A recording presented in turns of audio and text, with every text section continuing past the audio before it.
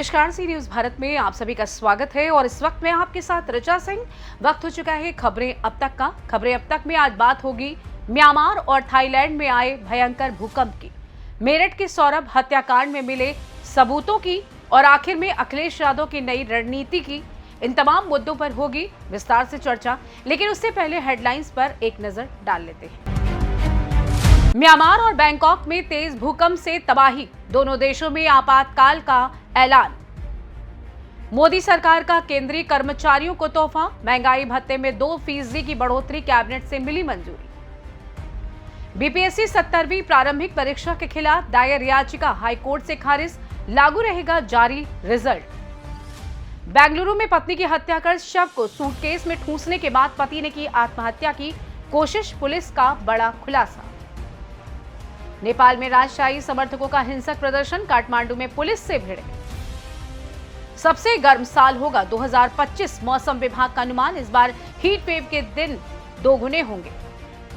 कठुआ में एनकाउंटर, 3 आतंकी ढेर, 4 जवान शहीद। जैसे संगठन पीपल्स एंटी फासिस्ट फ्रंट ने ली जिम्मेदारी। जस्टिस यशवंत वर्मा के ट्रांसफर को केंद्र की मंजूरी, न्यायमूर्ति सीडी सिंह को भी किया गया स्थानांतरित। 7 अप्रैल को बिहार का दौरा कर सकते हैं राहुल गांधी, कन्हैया कुमार की यात्रा में भी होंगे शामिल। सेंसेक्स 191 अंक गिरकर बंद हुआ, निफ्टी 23,500 के ऊपर पहुंचा, आईटी शेयरों में गिरावट। हेडलाइंस के बाद आपका स्वागत है। बात होगी रिपोर्ट्स की, जहां पर आज फिर प्रकृति का कहर देखने को मिला। भूकंप की गूंज ने म्यांमार और थाईलैंड को झकझोर कर रख दिया है। रिक्टर स्केल पर 7.7 की तीव्रता वाला ये भूकंप इतना शक्तिशाली था कि दोनों देशों में इसने भारी तबाही मचाई। थाईलैंड में भारी जनहानि के बाद इमरजेंसी की घोषणा की गई है। वहीं म्यांमार की सरकार ने हालात को कंट्रोल करने के लिए तुरंत कदम उठाए हैं। अमेरिका ने अनुमान जताया है कि इस भूकंप के चलते हजारों लोगों की जान जा सकती थी और ये संख्या लगातार बढ़ सकती है। अब चूंकि म्यांमार और थाईलैंड भारत के सीमावर्ती देश हैं, यहाँ भारतीयों की बड़ी तादाद है, जिससे यह हादसा भारत के लिए भी चिंता का विषय बन गया है। कैसे, चलिए आपको बताते हैं। म्यांमार, जिसे पहले बर्मा के नाम से जाना जाता था, वहां भारतीयों का सदियों पुराना इतिहास रहा है। ब्रिटिश औपनिवेशिक शासन के दौरान बर्मा में भारतीयों की संख्या में जबरदस्त वृद्धि हुई। काम के सिलसिले में भारतीयों का यहां आना जाना बढ़ा और भारतीय स्वतंत्रता सेनानियों को भी बर्मा की कुख्यात जेलों में भेजा जाने लगा। म्यांमार में करीब 20 लाख भारतीय रहते हैं, जो मणिपुरी और तमिल भाषाएं बोलते हैं। ये भारतीयों की संख्या म्यांमार की कुल आबादी का लगभग 5% है। म्यांमार का पूर्वोत्तर भारत जैसे मिजोरम, मणिपुर, नागालैंड और अरुणाचल प्रदेश से सटा हुआ है। यहाँ रहने वाले भारतीयों को बर्मा भारतीय के नाम से जाना जाता है। इसके अलावा बात थाईलैंड की करें तो भारत से भी इसके तार जुड़े हुए हैं। थाईलैंड और भारत के बीच जल सीमा भी है, क्योंकि दोनों देश अंडमान सागर में समुद्री सीमा साझा करते हैं। यहाँ पर भारत के अंडमान और निकोबार द्वीप समूह और थाईलैंड के सिमिलन द्वीप समूह की सीमा एक दूसरे से जुड़ी हुई है। थाईलैंड की कुल जनसंख्या लगभग 7 करोड़ है। यहाँ 2 लाख भारतीय रहते हैं। स्थायी रूप से केवल 65,000 भारतीय यहाँ बसे हुए हैं। यहाँ पर करीब 1.5 करोड़ चीनी लोग बसे हुए हैं। दोनों देशों में आए भयंकर भूकंप न केवल म्यांमार और थाईलैंड के लिए एक गंभीर चुनौती है, बल्कि भारतीयों के लिए भी एक बड़ा खतरा बन चुका है। दोनों देशों में भारतीय समुदाय के लिए ये वक्त खासा मुश्किल भरा साबित हो सकता है। यही वजह है कि पीएम मोदी ने खुद इस ओर संज्ञान लिया और मदद का हाथ आगे बढ़ाया। उन्होंने एक्स पर पोस्ट किया, मैं सभी की सुरक्षा और कल्याण के लिए प्रार्थना करता हूं। भारत ने सभी संभव सहायता प्रदान करने का वचन दिया है। इस संदर्भ में भारतीय अधिकारियों को तैयार रहने के लिए कहा गया है। साथ ही विदेश मंत्रालय से म्यांमार और थाईलैंड सरकारों के संपर्क में रहने के लिए कहा गया है। देखा जाए तो वाकई में ये भूकंप न केवल म्यांमार और थाईलैंड के लिए एक बड़ी आपदा है, बल्कि ये हम सभी के लिए एक अहम चेतावनी भी है कि प्राकृतिक आपदाएं कब, कहां और किस रूप में आ जाएं, कुछ कहा नहीं जा सकता है। वहीं इस विनाशकारी घटना ने ये साबित कर दिया है कि हम चाहे कितनी भी दूर क्यों ना हो, संकट के समय हमारी एकता और सहयोग ही हमें सबसे अधिक ताकत देती है। हम सबका दिल म्यांमार और थाईलैंड के लोगों के साथ है और इस कठिन घड़ी में उनकी मदद के लिए हम सभी तैयार हैं।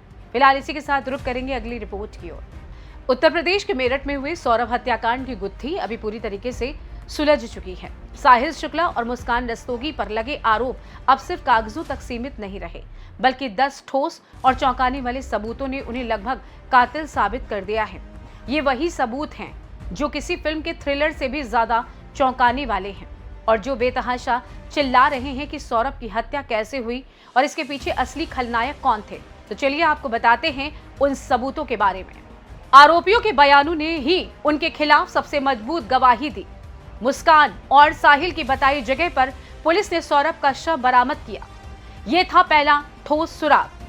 हत्या के बाद साक्ष्य को नष्ट करने की पूरी कोशिश की गई थी, लेकिन पुलिस के हाथ सटीक सुराग लगे। घटना स्थल से नशे के इंजेक्शन और जहरीले पदार्थ मिले, जो साफ बताते हैं कि हत्या पूरी तरीके से सुनियोजित थी। साहिल और मुस्कान के फोन से ऐसी चैट्स और कॉल रिकॉर्डिंग मिली जो उनकी साजिश का खुलासा करती है। हत्या से पहले और बाद की गतिविधियां सीसीटीवी कैमरों में कैद हो गईं, जो आरोपियों की हरकतों को बेपर्दा करती हैं। वैज्ञानिक जांच ने इन दोनों आरोपियों को हत्या से जोड़ने वाले अहम सबूत पेश किए। सौरभ के साथ आखिरी बार देखे जाने वाले गवाहों के बयानों ने भी आरोपियों की संलिप्तता की पुष्टि की। पुलिस ने जब्त किए गए सामान की फॉरेंसिक जांच कराई, जिसमें दोनों रंगे हाथ मिले। पोस्टमार्टम रिपोर्ट में डॉक्टरों की रिपोर्ट ने यह स्पष्ट किया कि सौरभ की हत्या बेरहमी से हुई। साहिल और मुस्कान को लगता था कि वो अपनी चालाकियों से बच जाएंगे, लेकिन इन सबूतों ने उनकी सारी साजिशों को उजागर कर दिया। पुलिस ने सौरभ राजपूत हत्याकांड को पूरी तरीके से सुलझा लिया है और अब सौरभ के परिवार को इंसाफ की उम्मीद है। पूरे मामले में पुलिस ने ऐसे पुख्ता सबूत इकट्ठा किए हैं जिन्हें देखकर किसी को भी यकीन हो जाएगा कि अपराधियों को बचने का कोई मौका नहीं मिलेगा। आरोपियों की गिरफ्तारी के बाद उनके द्वारा दिए गए बयान और साक्ष्यों ने सच्चाई को और भी साफ कर दिया है। अदालत में पेश किए गए सभी सबूत और गवाहों के बयानों से आरोपियों की संलिप्तता का प्रमाण मिल चुका है।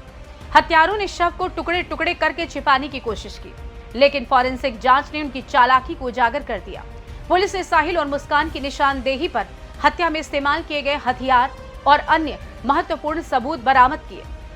एसएसपी मेरठ डॉक्टर विपिन ताड़ा ने स्पष्ट कहा, यदि अदालत में सबूतों को मान्यता मिलती है तो दोषियों को कड़ी से कड़ी सजा दी जाएगी। वीडियो फुटेज और सीसीटीवी रिकॉर्डिंग ने इस मामले को और मजबूत किया है। अब पुलिस ने इस मामले में चार्जशीट दाखिल कर दी है और अदालत में सुनवाई जारी है। ये मामला साबित करता है कि अपराधी चाहे जितनी भी चालाकी करे, एक दिन सच्चाई सामने आकर रहती है। अब सौरभ के परिवार को इंसाफ मिलेगा और न्याय की मशाल हमेशा जलती रहेगी। फिलहाल इसी के साथ रुक करेंगे अगली रिपोर्ट की ओर।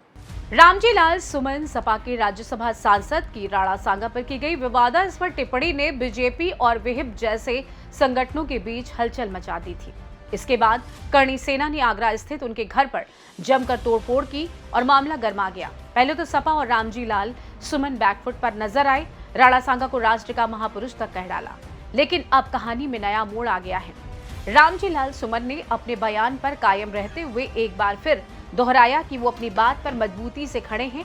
सपा भी अब पूरी ताकत के साथ अपने सांसद के साथ खड़ी नजर आ रही है और करणी सेना समेत उन तमाम संगठनों के खिलाफ मोर्चा खोलने के लिए तैयार है जो इस विवाद में घुसे हैं। सपा ने ऐलान किया है कि ईद के बाद पार्टी प्रदेश भर में एक विशाल आंदोलन की शुरुआत करेगी। राम गोपाल यादव और शिवपाल यादव ने आगरा पहुंचकर रामजी लाल सुमन से मुलाकात की और उन्हें पूरा समर्थन देने का ऐलान किया। इसके बाद अखिलेश यादव ने इस घटना को लेकर मुख्यमंत्री योगी आदित्यनाथ पर गंभीर आरोप लगाए हैं और इसे एक सोची समझी साजिश करार दिया है। अखिलेश यादव ने इस पूरे घटनाक्रम को सिर्फ एक राजनीतिक मुद्दा नहीं बल्कि ठाकुर बनाम दलित अस्मिता का संघर्ष बना दिया है। वरिष्ठ पत्रकार राजेंद्र कुमार मानते हैं कि पूरी लड़ाई सिर्फ इतिहास के पुराने पन्नों को फिर से पलटने की कोशिश नहीं है, बल्कि ये एक सोची समझी गोलबंदी का हिस्सा है। अखिलेश यादव जानते हैं कि बीजेपी के शासन में ठाकुर वोट कभी सपा को नहीं मिल सकते, लेकिन अगर दलित समाज सपा के साथ आता है तो दलित, मुस्लिम और यादव गठजोड़ सपा के लिए बीजेपी को धूल चटाने की ताकतवर हथियार साबित हो सकता है। लोकसभा चुनाव में सपा ने जो PDA parties of democratic alliance का फॉर्मूला अपनाया था, वो अब पार्टी की रणनीति का अहम हिस्सा बन चुका है। दलितों को साथ लाकर सपा ने बीजेपी को चुनौती दी थी और सफलता हासिल की थी। सपा के इस नारे ने यूपी में बीजेपी के खिलाफ एक बड़ा समीकरण खड़ा कर दिया था और अब पार्टी इस रणनीति को आगे बढ़ाने की पूरी तैयारी कर रही है। सपा की रणनीति को समझने के लिए हमें दलित वोट बैंक का समीकरण भी देखना होगा। जाटों और गैर जाटों दलितों का वोट सपा के साथ है। और अगर सपा इस गठजोड़ को और मजबूत करती है तो बीजेपी के लिए यूपी में चुनौतियां बढ़ सकती हैं। सीएसडीएस की रिपोर्ट के अनुसार सपा ने लोकसभा चुनाव में जाटव और गैर जाटव दोनों वोट बैंक में मजबूत पकड़ बनाई थी और अब पार्टी दलित वोटों को और मजबूती से अपने साथ जोड़ने की कोशिश कर रही है। यूपी में दलित, यादव और मुस्लिम का गठजोड़ करीब 50% वोट बैंक का मालिक है और इसी गठजोड़ के सहारे सपा बीजेपी को अपनी राजनीति का मुकाबला करने के लिए तैयार है। दलित समाज में बसपा से निराशा के बाद सपा अब दलितों को अपना सबसे ताकतवर सहयोगी बनाने की दिशा में काम कर रही है। यानी कि देखा जाए तो अब ये बिल्कुल साफ हो चुका है कि राणा सांगा बनाम बाबर की पुरानी लड़ाई अब यूपी में ठाकुर बनाम दलित की जातीय अस्मिता के संघर्ष में तब्दील हो रही है।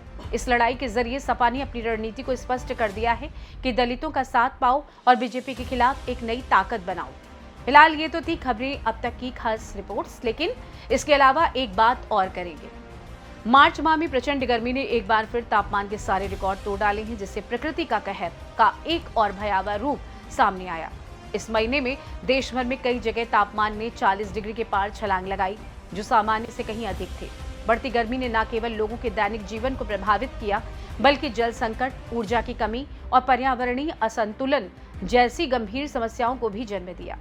गर्मी के इस भीषण प्रकोप ने खेतों को सूखा, जलाशयों को खाली किया और हवा में नमी की कमी ने वायुमंडलीय असंतुलन को और बढ़ाया है। ये वक्त है जब हमें प्रकृति के साथ सामंजस्य बनाए रखने और जलवायु परिवर्तन के खतरे को गंभीरता से समझने की आवश्यकता है। फिलहाल के लिए इस खास रिपोर्ट में बस इतना ही। देश दुनिया की तमाम बड़ी खबरों को जानने के लिए जुड़े रहिए सी न्यूज़ भारत के साथ। हर खबर आपके साथ, आपके हाथ।